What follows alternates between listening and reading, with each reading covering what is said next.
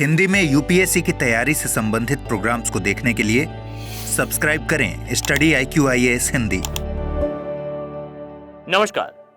अगर मैं आपसे कहूं कि वास्तविकता में वो भविष्यवाणी जो अभी से कुछ समय पहले अप्रैल माह में की गई थी कि राजस्थान का मरुस्थल खत्म होने वाला है, यह हमें कुछ चरणों के साथ सही होता हुआ दिखाई देता है, तो शायद जानकर आपको आश्चर्य हो।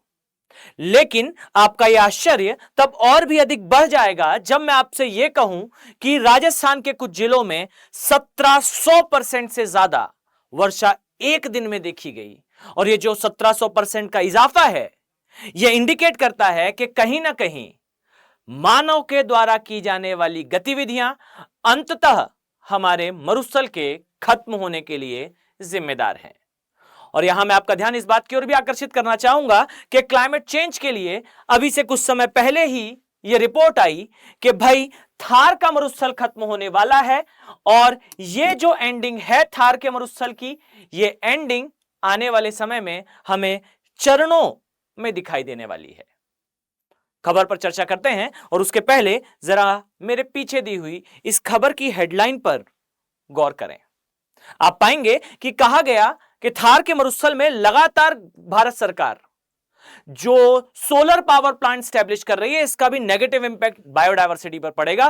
परंतु यहां मैं आपका ध्यान इस करंट के इवेंट से आगे बढ़ते हुए इस बात की ओर ले जाना चाहूंगा कि हमारे विकास की इस दौड़ में राजस्थान के एरिया के साथ जो घटनाएं घटित हो रही हैं, नो डाउट के आने वाले समय में आप पाएंगे कि यह स्थान अपनी राजस्थान की मरुस्थली की टेंडेंसी ये खोने वाला है, अर्थात ये डेजर्ट अपने आप को शिफ्ट करने वाला है। और अभी जो खबरों में दिख रही ये चर्चाएं हैं, ये साल दर साल बढ़ने वाली हैं।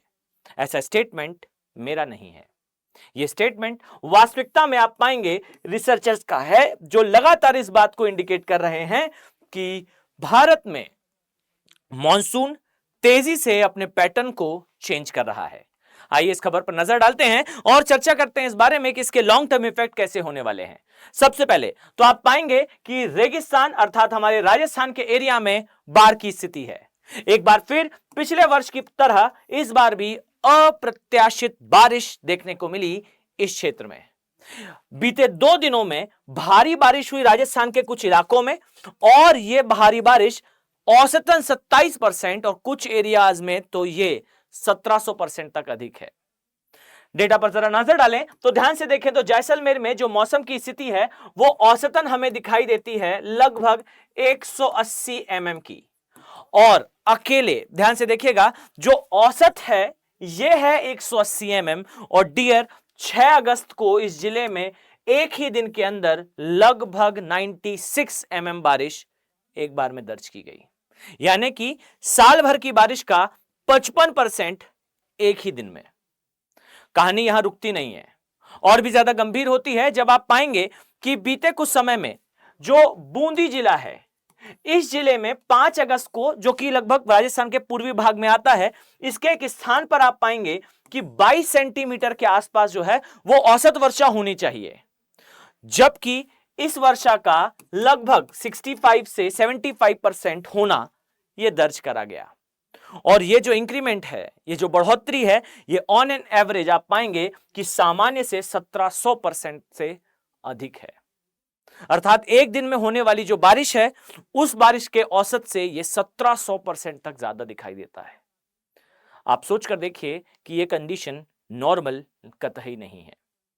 इसी तरीके से हाल आपको बूंदी जिले के अलावा पाली जिले का भी कुछ इसी प्रकार से दिखाई देगा। पाली जिले में 5 अगस्त को 72 mm बारिश हुई, 6 अगस्त को 93 mm बारिश देखने को मिली, और इसी तरीके से इन दोनों ही दिनों में कुल मिलाकर 165 mm की जो बारिश थी ये दर्ज करी गई। अब सोच कर देखिए, वो क्षेत्र जो वास्तविकता में एक शुष्क क्षेत्र की कैटेगरी में आता है, जहां पर वार्षिक वर्षा 30 से 50 सेंटीमीटर तक हो, वहां पर एक ही दिन में अगर इतनी बारिश हो तो यह सोचने पर मजबूर करता है कि यह बारिश या यह मॉनसून ये एक्चुअल मॉनसून है या मॉनसून के पैटर्न में होने वाला मैसिव चेंज है। एक बड़ा परिवर्तन जो अंततः मास डिस्ट्रक्शन को कॉज करता है। दिमाग में आपका प्रश्न आ रहा होगा कि वास्तविकता में इस रेनफॉल पैटर्न के चेंज होने का कारण क्या है। मुझे बताने की आवश्यकता नहीं है, मैंने डिस्कशन में पहले भी आपको समझाया कि डियर इसका मुख्य कारण कहीं ना कहीं विकास की दौड़ में दौड़ता हुआ भारत है। गलती हमारी भी नहीं है और ना ही सरकार की है। वास्तविकता में जिस रेस में पूरा विश्व दौड़ रहा है, हम भी उसी एक रेस का हिस्सा हैं। स्पेसिफिकली अगर मैं कारण की चर्चा करूं तो आप पाएंगे कि इस क्षेत्र में भारत सरकार ने बीते वर्षों में मैसिव स्तर पर सोलर पावर प्लांट इसके एस्टेब्लिशमेंट का वर्क करा है।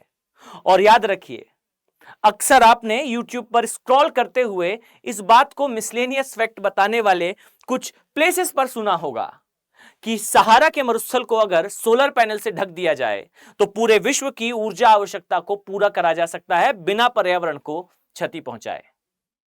यह कंडीशन बेहद ही उथली है, यह कथन बेहद ही उथला है। कारण तो याद रखिए कि अगर आपने सहारा के मरुस्थल को सोलर पावर प्लांट से ढका तो डियर ये मरुस्थल अपने आप को शिफ्ट कर लेगा और ये दूसरे स्थान पर शिफ्ट होने के बाद उस स्थान को मरुस्थलीकृत करेगा जहां बीते हजारों वर्षों से ह्यूमन सेटलमेंट है। और साथ ही जिस ऊर्जा की बात करी जा रही है वो मिलना भी बंद हो जाएगी, उस स्थान पर मैसिव रेनफॉल स्टार्ट होगा।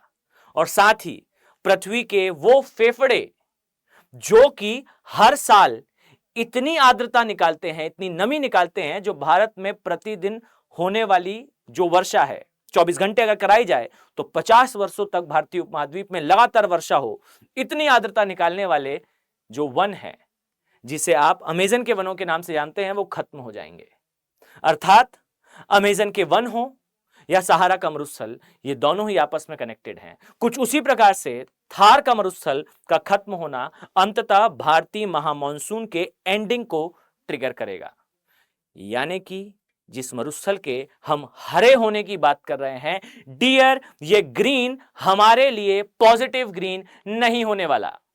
बिकॉज अगर आपने थोड़ा भी भूगोल पढ़ा है तो शायद आपको पता हो कि थार का मरुस्थल भारत के पश्चिमी हिस्से को कुछ इस प्रकार से एक लो प्रेशर एरिया में कन्वर्ट करता है। जब आप ध्यान से देखेंगे इस एरिया को तो यह है हमारा हिमालयीन प्रदेश और कुछ इस तरीके से भारत में प्रवेश करता है मॉनसून। और यह जो मॉनसून का चेंज होता पैटर्न है, आप पाएंगे कि इस स्थान पर जो लो प्रेशर एरिया क्रिएट होता है which is called as super low pressure area of Rajasthan. और मेक श्योर कि राजस्थान के एरिया में इस लो प्रेशर के क्रिएट होने से ही हमारे देश में प्रवेश करता है साउथ वेस्टर्न मॉनसून। अर्थात भारत में साउथ वेस्टर्न मॉनसून या फिर दक्षिण पश्चिम मॉनसून के प्रवेश करने का मेन कारण राजस्थान का सूखा होना है। और डियर, ये सूखा प्रदेश अगर ग्रीन में बदला तो हो सकता है प्राइमा फेशिया में आपको यह महसूस हो कि भाई मरुस्थल में वनस्पति उग रही है, पर याद रखिए कि यह मरुस्थल अब अपने आप को एक्सपांड करेगा और पूरे भारत में जहां वर्षा होती है वो वर्षा बंद हो जाएगी। केवल ग्लोबल वार्मिंग और क्लाइमेट चेंज का अर्थ हिमनदों को पिघलाकर सागरों के स्तर को बढ़ा देना तक नहीं है। ऐसी खतरनाक कंडीशन हमारे आसपास उपस्थित है। नो डाउट हमें विकास करना है, नो डाउट कि राजस्थान के एरिया को या भारत को बिजली की आवश्यकता है, पर नो डाउट कि हमें इस विकास को धारणीय विकास अर्थात सस्टेनेबल डेवलपमेंट में चेंज करने की आवश्यकता है। कैसे? तो आपको मैंने प्रीवियस वीडियोस में जहां मैंने थार के मरुस्थल के बारे में चर्चा करी है, डिटेल में इसके बारे में समझाया है कि एग्जैक्टली अगर हम चाहें तो कैसे विकास को और पर्यावरण को साथ में शायद चला सकते हैं। उम्मीद करता हूं कि आपके लिए यह वीडियो इंफॉर्मेटिव रहा है। साथ ही अगर आप तैयारी कर रहे हैं आईएएस एग्जाम की तो याद रखिए कि आपके लिए अर्जुन बैचेस ओपन है। 10 तारीख से इनमें क्लासेस स्टार्ट हो जाएंगी। ये स्टडी आईक्यू के प्रीमियम बैचेस हैं। इन बैचेस में आपको ना केवल तैयारी कराई जाएगी प्री की, मेंस की, अप टू इंटरव्यू, 18 किताबों का set, 1-to-1 mentorship, success in prelims के नाम से प्री का क्रैश कोर्स। और ये क्रैश कोर्स आपके लिए गेम चेंजिंग होगा क्योंकि ये बैचेस आपके लिए फ्री हैं। आप इन बैचेस को एनरोल करें, प्री के लिए अलग से क्लासेस लगाई जाएंगी, प्री प्लस मेंस आपको अलग से भी पढ़ाया जाएगा, साथ में प्री स्पेसिफिकली भी पढ़ाया जाएगा ताकि आपका प्री क्वालिफाई हो। और पीछे दिख रही है जो कॉस्ट है 27,999 की कॉस्ट, ये आपको पूरी तरह से वापस कर दी जाए। अर्थात टेक्निकली अगर हम देखें तो ये बैचेस डियर आपके लिए फ्री हैं। ये बैचेस आपका वेट कर रहे हैं, आपके सिलेक्शन का वेट कर रहे हैं। मैं मानकर चलता हूं कि आप डेफिनेटली इन बैचेस का पार्ट बनेंगे।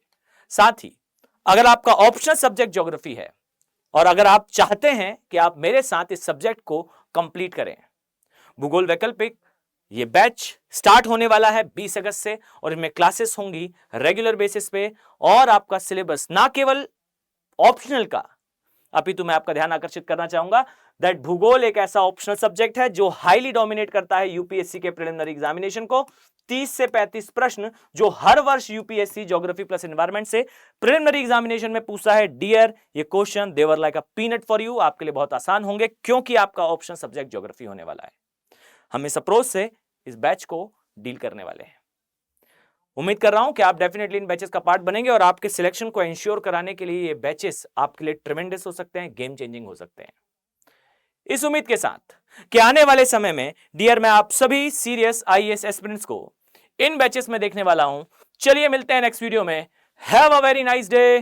Thank you. हिंदी में यूपीएससी की तैयारी से संबंधित प्रोग्राम्स को देखने के लिए सब्सक्राइब करें स्टडी IQ IAS हिंदी।